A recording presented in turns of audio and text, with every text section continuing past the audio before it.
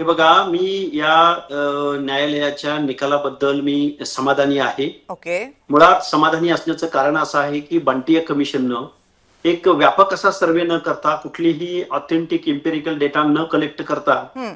काहीतरी ओबीसीची एवढीच संख्या आहे असं थातूर-मातूर माहितीच्या आधारावरती जे काही ओबीसीची संख्या ठरवण्याचा प्रयत्न केलेला होता आणि जुजबी जुजबी माहिती पुरवण्याचा प्रयत्न केला होता, तो मोडीत निघालेला आहे.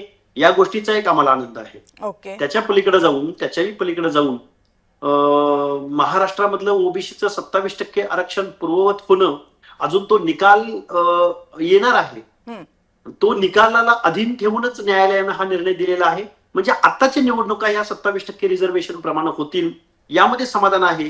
परंतु ओबीसी रिझर्वेशन वरती जोपर्यंत इम्पेरिकल डेटा कलेक्ट होणार नाही, जोपर्यंत ट्रिपल टेस्ट होणार नाही आणि जोपर्यंत तुलनात्मक ओबीसी किती आहेत, एससी किती आहेत, एसटी किती आहेत, म्हणजे जिथं जिथं आदिवासी बहुल जिल्हे आहेत त्या जिल्ह्यामध्ये एससी एसटीला प्रपोर्शन प्रमाणे, लोकसंख्येच्या प्रपोर्शन प्रमाणे त्यांचं आरक्षण वाढतं आणि मग तिथं संकोच होतो, तो ओबीसी आरक्षणाचा संकोच होतो.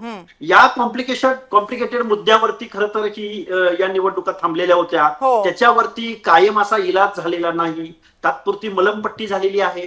पण चला ठीक आहे, या लोकल बॉडीच्या निवडणुका ज्या थांबलेल्या होत्या त्या निवडणुका घेण्याचा मार्ग मोकळा झालेला आहे.